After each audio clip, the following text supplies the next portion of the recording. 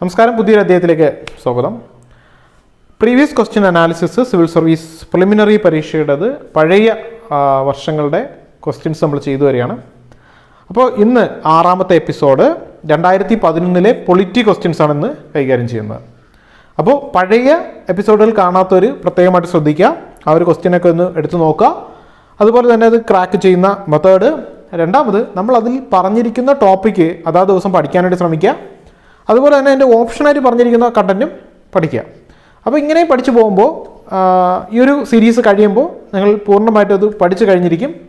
So നമുക്ക് സമയം കളയുന്നില്ല, എപ്പിസോഡിലോട്ട് പോകാം. അപ്പോൾ നമ്മൾ ഡിസ്കസ് ചെയ്തതുപോലെ പൊളിറ്റി 2011 പ്രിലിംസ് ക്വസ്റ്റ്യൻസ് ആണ് നോക്കുന്നത്. ഓക്കെ, ഇത് 6ാമത്തെ എപ്പിസോഡാണ്. 30 എപ്പിസോഡുകൾ കാണാത്തവർ കാണുക. 2010 കുറേ ക്വസ്റ്റ്യൻസ് നമ്മൾ ഡിസ്കസ് ചെയ്തിട്ടുണ്ട്.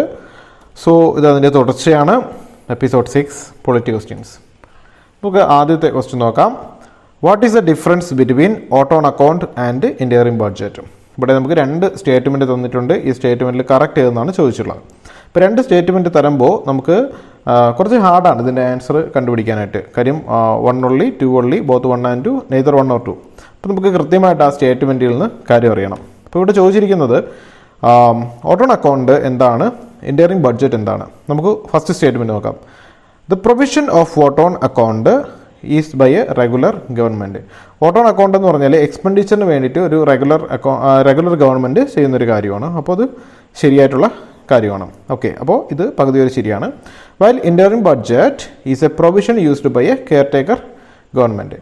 നോർമലി ഒരു ഗവൺമെൻറ്റിൻ്റെ കാലാവധി അവസാനിക്കാനായിട്ടൊരു 3 മാസം അല്ലെങ്കിൽ 4 മാസം ഇരിക്കുന്ന സമയത്ത് ആ ഒരു ഗവൺമെൻറ് ഒരു ഇൻറ്റീരിയം ബഡ്ജറ്റ് ആയിരിക്കും കൊണ്ടുവരുന്നത്. അല്ലെങ്കിൽ ഒരു കെയർ ടേക്കർ ഗവൺമെൻറ് വരുന്ന സമയത്ത് ഒരു ഇൻറ്റീരിയം ബഡ്ജറ്റാണ് കൊണ്ടുവരുന്നത്. അപ്പോൾ നമുക്ക് ആദ്യത്തെ സ്റ്റേറ്റ്മെൻറ്റ് കംപ്ലീറ്റ് ആയിട്ട് ശരിയായിട്ട് എടുക്കാം. ഓക്കെ, അപ്പോൾ നമുക്ക് ബി എന്ന ഓപ്ഷന് ഇവിടെ പോകുന്നതാണ്. അതുപോലെ തന്നെ നെയ്തർ 1 nor 2 എന്ന് പറയുന്ന ഓപ്ഷൻ നമുക്കിവിടെ ക്യാൻസൽ ചെയ്യാം. അപ്പോൾ നമുക്ക് അറിയേണ്ടത് എ ആണോ സി ആണോ എന്നാണ് ഇനി അറിയേണ്ടത്.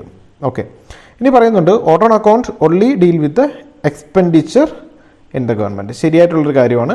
ഓട്ടോ ഓൺ അക്കൗണ്ട് ഗവൺമെൻറ്റിൻ്റെ എക്സ്പെൻഡിച്ചർ മാത്രമാണ് ഹാൻഡിൽ ചെയ്യുന്നത്.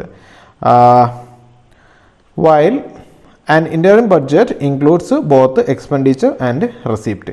ഈ ഇൻറ്റീരിയം ബഡ്ജറ്റ് എന്ന് പറഞ്ഞാൽ ഒരു ആനുവൽ ഫുൾ സ്റ്റേറ്റ്മെൻറ്റ് അല്ലെങ്കിൽ ബഡ്ജറ്റ് എങ്ങനെയാണോ അതേമാതിരി തന്നെയാണ് ഇൻറ്റീരിയം ബഡ്ജറ്റ് ഉണ്ടാവുന്നത്. അപ്പോൾ അതിൽ എക്സ്പെൻഡിച്ചർ മാർക്ക് ചെയ്യും, റെസിപ്റ്റ്സ് മാർക്ക് ചെയ്യും. അപ്പോൾ രണ്ടാമത്തെ സ്റ്റേറ്റ്മെൻറ്റും ശരിയാണ്. അപ്പോൾ നമുക്ക് ഓപ്ഷൻ എ തള്ളിക്കളയാം. ആൻസറായിട്ട് വരുന്നതെന്ന് പറയുന്നത് ഓപ്ഷൻ സി ആണ് ഇവിടെ ശരി ഉത്തരമായിട്ട് വരുന്നത്. ഓക്കെ, നമുക്ക് അടുത്തൊരു ക്വസ്റ്റ്യനോട് പോകാം. Under the constitution of India which one of the following is not a fundamental duty? ഇവിടെ ഫണ്ടമെൻ്റൽ ഡ്യൂട്ടി അല്ലാത്തത് ഏതെന്നാണ് ചോദ്യം. അപ്പോൾ നമ്മൾ ക്വസ്റ്റ്യൻ പ്രോപ്പറായിട്ട് വായിച്ച് നോക്കില്ല എന്നുണ്ടെങ്കിൽ ഈ നോട്ട് നമ്മുടെ കണ്ണിൽ പെടത്തില്ല. ഇപ്പോൾ നമുക്കിത് ശരിക്കും കോൺസ്റ്റിറ്റ്യൂഷൻ അല്ലെങ്കിൽ നമ്മുടെ പൊളിറ്റി നല്ലപോലെ പഠിക്കാത്തൊരാൾക്കും ആൻസർ ചെയ്യാൻ സാധിക്കുന്നൊരു ക്വസ്റ്റ്യനാണ്. സോ ഇവിടെ നോക്കൂ, നമുക്ക് ഓപ്ഷൻ എ എടുക്കണ്ട, ഓപ്ഷൻ ബി നോക്കാം. To develop a scientific temper. Okay, ശാസ്ത്രജ്ഞാനം വളർത്തുക അല്ലെങ്കിൽ അങ്ങനെയുള്ള കാര്യമാണ് പറയുന്നത്. അപ്പോൾ ഇത് കോൺസ്റ്റിറ്റ്യൂഷനിലെ ഫണ്ടമെൻ്റൽ ഡ്യൂട്ടീസിൽ പറയുന്ന ഒരു കാര്യമാണ്. അപ്പോൾ നമുക്കിത് എടുക്കാനായിട്ട് സാധിക്കില്ല. ഇനി safe guard public property. Public properties safe guard ചെയ്യണമെന്ന് പറയുന്നത് അത് നമ്മുടെ ഫണ്ടമെൻ്റൽ ഡ്യൂട്ടിക്കകത്ത് വരുന്ന കാര്യമാണ്. ഓക്കെ, മൗലിക കർത്തവ്യങ്ങൾ. ഓക്കെ, അപ്പോൾ വിച്ച് ഈസ് നോട്ട് എന്നാണ് ചോദിച്ചിരിക്കുന്നത്, നമുക്കതും എടുക്കാനായിട്ട് സാധിക്കത്തില്ല. അതുപോലെ to abide by the constitution and respect its ideals. Okay, ഇത് നമുക്ക് ഇതിൽ ഡ്യൂട്ടീസിൽ വരുന്ന കാര്യമാണ്. അപ്പോൾ എടുക്കാനായിട്ട് സാധിക്കത്തില്ല. അപ്പോൾ ഇങ്ങനെ ക്യാൻസൽ ചെയ്തുകൊണ്ട് നമുക്ക് ആൻസറിലോട്ട് എത്താനായിട്ട് സാധിക്കും. ശരിയായ ഉത്തരം എന്ന് പറഞ്ഞാൽ എ ആണ്. To vote in public elections. Public ഇലക്ഷനിൽ വോട്ട് ചെയ്യണമെന്നുള്ളത് ഒരു ഫണ്ടമെൻ്റൽ ഡ്യൂട്ടി അല്ലെങ്കിൽ മൗലിക കർത്തവ്യമായിട്ട് നമ്മുടെ കോൺസ്റ്റിറ്റ്യൂഷൻ രേഖപ്പെടുത്തിയിട്ടില്ല. ഓക്കെ, അപ്പോൾ ഫണ്ടമെൻ്റൽ ഡ്യൂട്ടീസ് കുറച്ചുണ്ട്. അപ്പോൾ അതൊന്ന് ബൈഹാർട്ട് ചെയ്യുക. ഒരു തവണയെങ്കിലും വായിച്ച് നോക്കിയവർക്ക് ഇത് ആൻസർ ചെയ്യാനായിട്ട് സാധിക്കും. അല്ലെങ്കിൽ കോമൺ സെൻസ് കൊണ്ട് വേണമെങ്കിലും ഇത് ആൻസർ ചെയ്യാനായിട്ട് പറ്റുന്നൊരു കാര്യമാണ്. ഓക്കെ, അടുത്ത ചോദ്യം. When an annual union budget is not passed by the Lok Sabha. Not passed by. ഈ ആനുവൽ യൂണിയൻ ബഡ്ജറ്റ് എന്ന് പറയുന്നത് നമ്മുടെ ബഡ്ജറ്റിനെ തന്നെയാണ് പറയുന്നത്. അപ്പോൾ ബഡ്ജറ്റ് പാസ്സായില്ലെങ്കിൽ എന്ത് സംഭവിക്കും നോക്കാം. ഈ ബഡ്ജറ്റ് എന്ന് പറയുന്ന ഫിനാൻസ് ബില്ല് അല്ലെങ്കിൽ മണി ബില്ല് ആയിട്ട് കരുതാം. അപ്പോൾ നമുക്ക് രണ്ടാമത്തെ സ്റ്റേറ്റ്മെൻറ്റ് നോക്കിയാൽ the budget is referred to the Rajya Sabha for suggestions. രാജ്യസഭയിലോട്ട് സജഷൻസിന് വേണ്ടി വിടുമെന്ന് പറയുന്നു. ഓക്കെ, അത് നമുക്ക് ആ പൂർണ്ണമായിട്ട് ആ ഒരു സെൻറ്റൻസ് തള്ളിക്കളയാം. ഇനി അടുത്തൊരു കാര്യം, union finance minister as to resign. Finance മിനിസ്റ്ററോട് രാജിവെക്കാനായിട്ട് ആവശ്യപ്പെടുമെന്ന്. അതും നമുക്കിവിടെ ചേരാത്തൊരു കാര്യമാണ്. ചില ടെക്സ്റ്റ് ബുക്കുകളിൽ ഞാൻ ആൻസർ എ ആയിട്ട് കണ്ടു, ചിലതിൽ ഡി ആയിട്ട് കണ്ടു. നമുക്കിതിനെ ഒന്ന് നോക്കാം. Prime minister submit A resignation of council of ministers. ശ്രദ്ധിക്കുക, ബഡ്ജറ്റ് പരാജയപ്പെടണമെങ്കിൽ അതിനർത്ഥം എന്ന് പറയുന്നത് ഗവൺമെൻറ് മൈനോറിറ്റി ആണെന്നാണ് അതിൻ്റെ അർത്ഥം. അപ്പോൾ സ്വാഭാവികമായിട്ടും നോ കോൺഫിഡൻസ് മോഷൻ കൊണ്ടുവരും, അവിശ്വാസ പ്രമേയം കൊണ്ടുവരും. അങ്ങനെ ആ ഒരു അവിശ്വാസ പ്രമേയം പാസ്സായി കഴിഞ്ഞാൽ ഇത് റിസൈൻ ചെയ്യണം, അല്ലെങ്കിൽ മന്ത്രിസഭ താഴെ പോകും.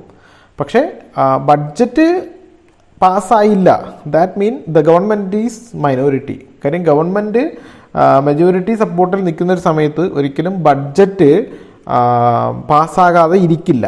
ഓക്കെ, സോ ലോക്സഭയെ കൺസിഡർ ചെയ്തിടത്തോളം മെജോറിറ്റിയും ഇവിടെ തന്നെയാണ് നോക്കുന്നത്. അതുപോലെ ബഡ്ജറ്റ് പാസ്സാക്കുന്ന മണി ബില്ല്, ഫിനാൻസ് ബില്ല് പാസ്സാക്കി എടുക്കേണ്ട ഉത്തരവാദിത്വം ലോക്സഭയ്ക്ക് തന്നെയാണ്. അപ്പോൾ ഏറ്റവും അപ്രോപ്രിയേറ്റ് ആയിട്ടുള്ള ഒരു ഓപ്ഷൻ എന്ന് പറയുന്നത് ഡി ആണ്. ഇവിടെ എയിൽ പറയുന്ന കാര്യം വെച്ചാൽ the budget is modified and presented again. So ഇങ്ങനൊരു കാര്യം സാധാരണ നമ്മുടെ ഒരു പ്രൊവിഷനിലോ ഫംഗ്ഷനാലിറ്റിയിലോ വന്ന് കാണാത്തൊരു കാര്യമാണ്. സോ നമുക്ക് ഓപ്ഷൻ ഡി ആയിട്ട് ആൻസർ എടുക്കാം. എവിടെയെങ്കിലും എ ആയിട്ട് കരുതുകയാണെന്നുണ്ടെങ്കിൽ നമുക്ക് ഒന്നുകൂടി ബഡ്ജറ്റിൻ്റെ പ്രൊവിഷൻസ് ഒന്ന് വായിച്ചു നോക്കുക. അതിൽ പ്രത്യേകമായിട്ട് പറയുന്നുണ്ട് ബഡ്ജറ്റ് ഫെയിൽ ആവുകയാണെന്നുണ്ടെങ്കിൽ council of ministers headed by prime minister submit resignation എന്ന് എഴുതി വെച്ചിട്ടുണ്ട് പല ബുക്കുകളിലും. So D will be the answer. അടുത്ത്, the authorization for the withdrawal of fund from consolidate fund of India must come from. ഇത് നമുക്ക് ഒരു ലോജിക്കൽ ആൻസർ ചെയ്യാൻ പറ്റുന്നൊരു ക്വസ്റ്റ്യൻ ആണ്. പ്രസിഡന്റ് ഓഫ് ഇന്ത്യ എന്ന് പറയുന്ന ഒരു നോമിനൽ എക്സിക്യൂട്ടീവാണ്. അപ്പോൾ അദ്ദേഹം ഒരു കാരണവശാലും കൺസോളിഡേറ്റ് ഫണ്ട് ഓഫ് ഇന്ത്യയിൽ നിന്ന് കാശ് വിഡ്രോ ചെയ്യാനുള്ള കാര്യങ്ങൾ ചെയ്യത്തില്ല.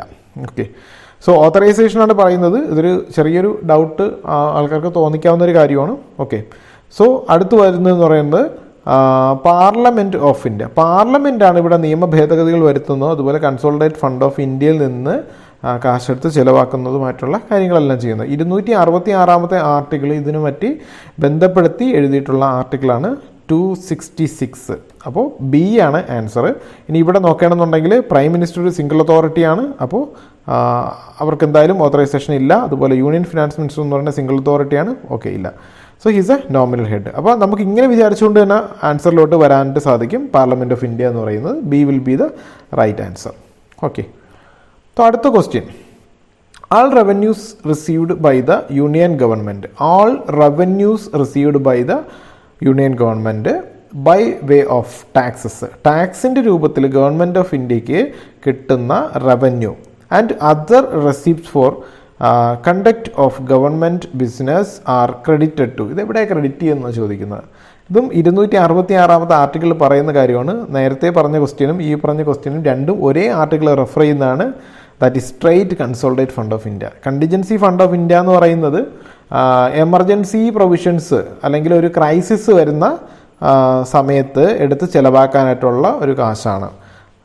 നോർമലി 500 crore അതിൽ ശേഖരിച്ച് വയ്ക്കുന്നത്. പിന്നെ പബ്ലിക് അക്കൗണ്ട് എന്ന് പറയുന്നത് ഗവൺമെൻറ് ഒരു ബാങ്കറെ പോലെ വർക്ക് ചെയ്യുന്ന സമയത്താണ് ഇതിൻ്റെ പ്രൊവിഷൻസ് വരുന്നത്. ഐ തിങ്ക് 267/2 ഇതിൻ്റെ പ്രൊവിഷൻസ് പറയുന്നത്. But I need to check that. Okay, ഒന്ന് നോക്കുക. 266, 67 ആർട്ടിക്കിൾ നോക്കിക്കഴിഞ്ഞാൽ നിങ്ങൾക്കത് പൂർണ്ണമായിട്ടും മനസ്സിലാവും. Okay, so C will be the right answer here. Okay, consolidate fund of ഇന്ത്യയായിട്ട് ബന്ധപ്പെട്ട് 2 ചോദ്യങ്ങൾ നമുക്ക് കാണാനായിട്ട് പറ്റി. നെക്സ്റ്റ് ക്വസ്റ്റ്യൻ നോക്കാം. Consider following. ഓക്കെ, നമുക്കിവിടെ 3 പോയിന്റ്സ് തന്നിട്ടുണ്ട്. ഇവിടെ ചോദിച്ചിരിക്കുന്നത് which of the above is or are human right or human rights. ഇത് രണ്ടൊരു വേർഡ് തന്നെയാണ്. Under universal declaration of human rights. Universal declaration of human rights എന്ന് പറയുന്നത് യുണൈറ്റഡ് നാഷൻസിൻ്റെ വെബ്സൈറ്റിൽ പോയി കഴിഞ്ഞാൽ UN.org എന്ന് പറഞ്ഞ വെബ്സൈറ്റിൽ പോയി കഴിഞ്ഞാൽ കാണാൻ പറ്റും. അപ്പോൾ universal declaration of human rights around ഒരു 30 ആർട്ടിക്കിൾസ് ഉണ്ട്. ഓരോ ആർട്ടിക്കിളായിട്ട് മെൻഷൻ ചെയ്താണ് ഇതുള്ളത്. ഇപ്പോൾ നോർമലി പൊളിറ്റി പഠിക്കുന്ന ഒരാൾ ഇത് വായിച്ചിരിക്കാനുള്ള സാധ്യതയില്ല. ബട്ട് ഹ്യൂമൻ റൈറ്റ്സുമായിട്ട് നമുക്ക് ഡെയിലി ന്യൂസ് പേപ്പറിൽ കാണുന്നൊരു കാര്യമാണ്. ഇപ്പോൾ ആംനസ്റ്റി ഇൻ്റർനാഷണൽ അല്ലെങ്കിൽ എന്തെങ്കിലുമൊക്കെ ഹ്യൂമൻ റൈറ്റ് വയലേഷൻസ്, ഇപ്പോൾ മ്യാൻമാറിൻ്റെ ന്യൂസൊക്കെ ഒത്തിരി നടക്കുന്നുണ്ട്. അപ്പോൾ ചില ചർച്ചകൾ നടക്കുന്നുണ്ട്. ഓക്കെ, ഇപ്പോൾ ഒരു ഡെമോക്രസി അവിടെ മാറ്റി നിർത്തപ്പെടുമ്പോൾ ഉറപ്പായിട്ടും ഹ്യൂമൻ റൈറ്റ് വയലേഷൻസ് ഒക്കെ ഉണ്ടാവും. ഓക്കെ, അപ്പോൾ ഇങ്ങനെ കാണുമ്പോൾ ഇതുമായിട്ട് ബന്ധപ്പെട്ട ഓർഗനൈസേഷൻസ്, ഇതുമായിട്ട് ബന്ധപ്പെട്ട എന്തെങ്കിലും ചാർട്ടേഴ്സ് ഉണ്ടോ, ട്രീറ്റീസ് ഉണ്ടോ തുടങ്ങിയ കാര്യങ്ങളും കൂടെ നോക്കുക. അപ്പോൾ universal declaration of human rights നോക്കേണ്ടുന്ന ഒരു കാര്യമാണ്. സോ ഇവിടെ നമുക്ക് പെട്ടെന്ന് തന്നെ ആൻസറിലോട്ട് വരാൻ പറ്റും. സോ ഇവിടെ ശ്രദ്ധിക്കേണ്ടത് right to education. Right to education എന്ന് പറയുമ്പോൾ ഉറപ്പായിട്ടും universal human declaration of human റൈറ്റ്സിൽ വരുന്നതാണ്. ഓക്കെ, അപ്പോൾ 1 ഉള്ളത് കൊണ്ട് തന്നെ നമുക്കിത് 1 എല്ലായിടത്തും ഉണ്ട്. ഓക്കെ, സോ അതുപോലെ തന്നെ റൈറ്റ് ടു ഫുഡ് എന്ന് പറയുന്നത് ആഹാരം ആക്സസ് ചെയ്യാനുള്ള ഒരു ഭക്ഷണം ആക്സസ് ചെയ്യാനുള്ള ഒരു റൈറ്റ് എന്ന് പറയുന്നത് നമുക്ക് ഇതിനകത്ത് ഉൾപ്പെടുമെന്ന് തന്നെ കരുതാം. സോ 3യും ലൈക്ക് എല്ലായിടത്തും ഉണ്ട്. അപ്പോൾ അത് മാത്രം കൺസിഡർ ചെയ്ത് കഴിഞ്ഞാൽ ഇപ്പോൾ 3 ഒള്ളി എന്നുള്ളൊരു ഓപ്ഷനായിട്ട് മാത്രം ഇവിടെ ഉണ്ട്. അതുപോലെ തന്നെ ആൾ ഓഫ് ദീസ് ഉണ്ട്.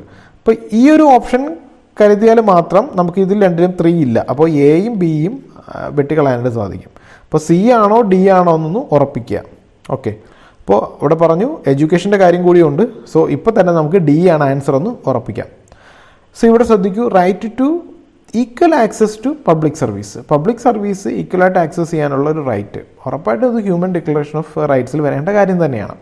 അപ്പോൾ നമുക്കിത് 3ഉം ഇതിനകത്തുണ്ട്. പക്ഷേ 1 and 3 ഉണ്ട് എന്ന് നമുക്ക് ഉറപ്പിക്കാൻ പറ്റിക്കഴിഞ്ഞാൽ തന്നെ ആൻസറിലോട്ട് എത്താനായിട്ട് സാധിക്കും. ഇത് ഒരു ടൈപ്പ് ഓഫ് എലിമിനേഷൻ പ്രക്രിയയാണ്. നിങ്ങളുടെ മൈൻഡ് നല്ല ക്ലിയർ ആയിരുന്നാൽ മാത്രമേ പരീക്ഷയ്ക്ക് നിങ്ങൾക്കത് ഉപയോഗിക്കാനായിട്ട് സാധിക്കത്തുള്ളൂ. അപ്പോൾ ശ്രദ്ധിക്കുക. ഇനി ഈ ഡിക്ലറേഷൻ ഓഫ് റൈറ്റ്സിൽ വരുന്ന ഒരുപാട് കാര്യങ്ങളുണ്ട്.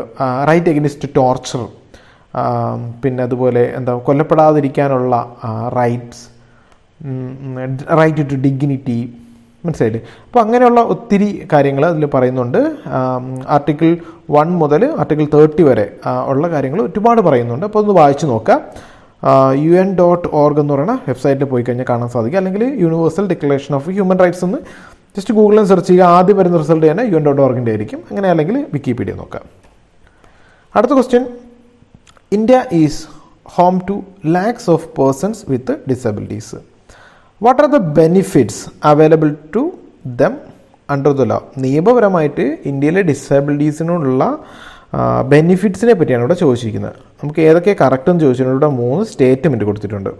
അപ്പോൾ 1 only, 2 and 3, 1 and 3 and all of these എന്ന് പറയുന്ന ഒരു 3 ഓപ്ഷനാണ് നമുക്ക് ഇവിടെ കൊടുത്തിരിക്കുന്നത്. ഇവിടെ 3ാമത്തെ ഓപ്ഷൻ നോക്കൂ, റാംസ് ഇൻ പബ്ലിക് ബിൽഡിങ്സ്. ഇപ്പോൾ പബ്ലിക് ബിൽഡിങ്ങിൽ ഡിസേബിലിറ്റി ഉള്ളവർക്ക് ഈസി ആയിട്ട് ആക്സസ് ചെയ്യാൻ പറ്റുന്ന രീതിയിൽ റാംസ് എന്ന് പറയുമ്പോൾ നമ്മുടെ എന്താണ്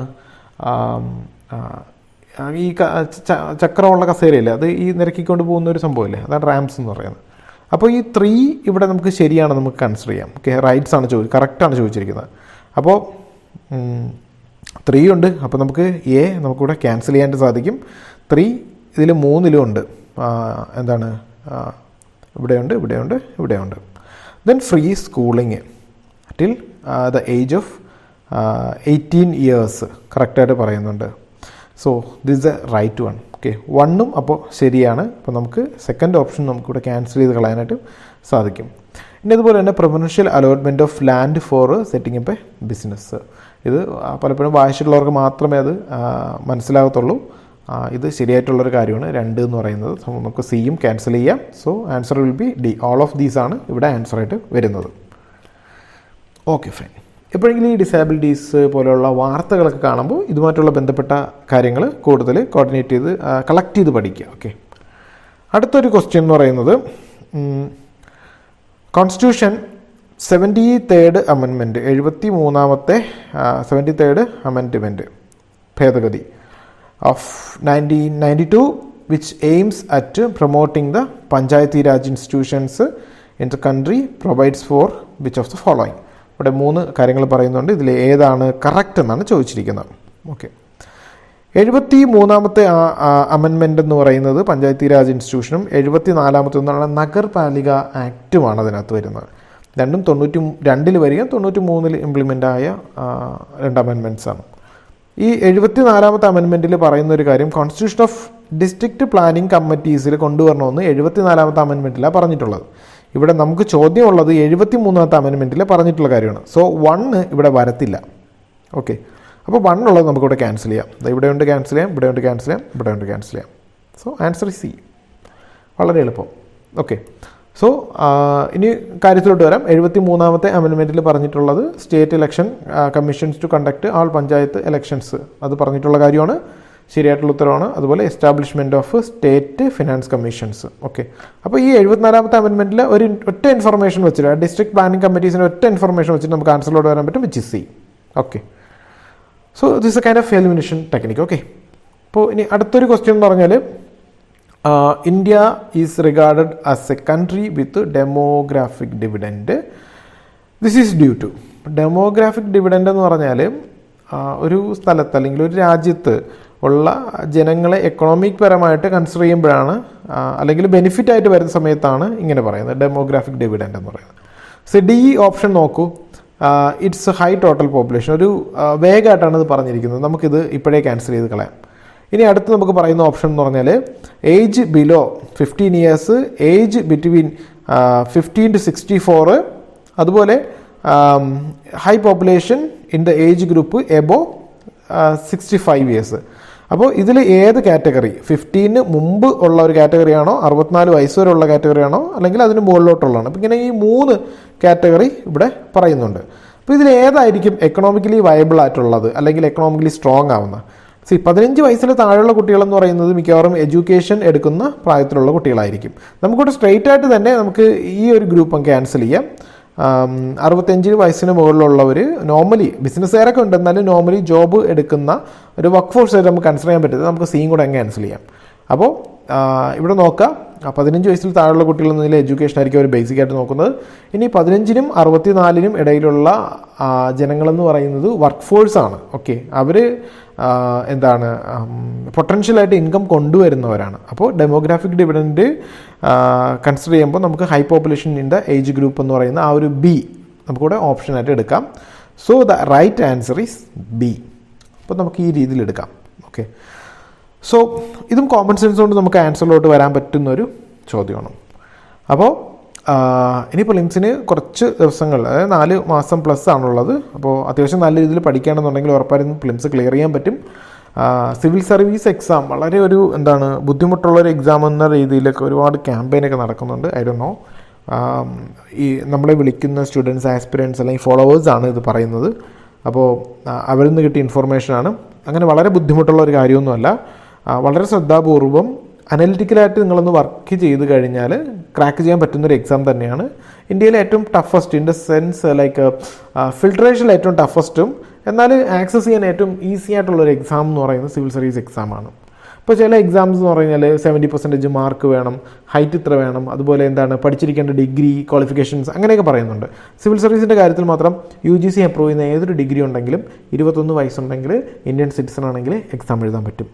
അപ്പോൾ അത്രയും ഈസിയാണ് ഈ എക്സാം ആക്സസ് ചെയ്യാൻ വേണ്ടിയിട്ട്. സോ മടിച്ച് നിൽക്കുന്ന സുഹൃത്തുക്കളുണ്ടെങ്കിൽ മടിച്ച് നിൽക്കേണ്ട, 4 months പ്ലസ് ടൈമുണ്ട്.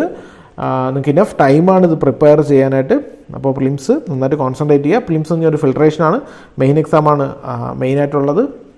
പ്രിലിംസ് എക്സാം കഴിഞ്ഞിട്ട് 81 days ഉണ്ട്. അപ്പോൾ നിങ്ങൾക്ക് പ്രോപ്പറായിട്ട് പഠിക്കാനായിട്ട് സാധിക്കും. ഇനിയും പഠനം കാര്യമായിട്ട് കൊണ്ടുപോകാത്തവർ കാര്യമായിട്ട് കൊണ്ടുപോകുക. അതുപോലെ ടെസ്റ്റ് സീരീസിലൊന്നും ജോയിൻ ചെയ്യാത്തവർ ഞങ്ങൾ ടെസ്റ്റ് സീരീസിൽ ജോയിൻ ചെയ്യുക. 55 ഫുൾ ടെസ്റ്റാണുള്ളത്. സോ അതിൽ 50 ടെസ്റ്റ് എന്ന് പറഞ്ഞാൽ GS ഫസ്റ്റ് പേപ്പറിനാണ് ഉള്ളത്. ഓക്കെ, അപ്പോൾ highest number of first paper കൊടുക്കുന്ന നമ്പർ ഓഫ് ടെസ്റ്റ് സീരീസുകളിലൊന്നാണ് ഞങ്ങളുടെ ടെസ്റ്റ് സീരീസ്. അപ്പോൾ അതിൽ ജോയിൻ ചെയ്യാൻ ശ്രദ്ധിക്കുക. സോ അതുപോലെ ഈ സീരീസിൻ്റെ പഴയ ക്വസ്റ്റ്യൻ പേപ്പേഴ്സ് ഒന്ന് കാണുക, അതൊന്ന് വർക്കൗട്ട് ചെയ്യുക. ദെൻ ഇതിലെയും ക്വസ്റ്റ്യൻസ് ഒന്ന് വർക്കൗട്ട് ചെയ്യുക. ദെൻ ഓപ്ഷൻസ് ഒക്കെ ഒന്ന് വർക്കൗട്ട് ചെയ്ത് നോക്കുക. ഇതിൽ ഓപ്ഷൻസ് അധികം വർക്കൗട്ട് ചെയ്യാനില്ല, ബട്ട് സ്റ്റിൽ വർക്കൗട്ട് ചെയ്യുക. ദെൻ നമുക്ക് മറ്റൊരു വീഡിയോ ആയിട്ട് വീണ്ടും കാണാം, അടുത്തൊരു എപ്പിസോഡ് വീണ്ടും കാണാം. That's it for the day. This is Akhil signing off from India Magister. Goodbye.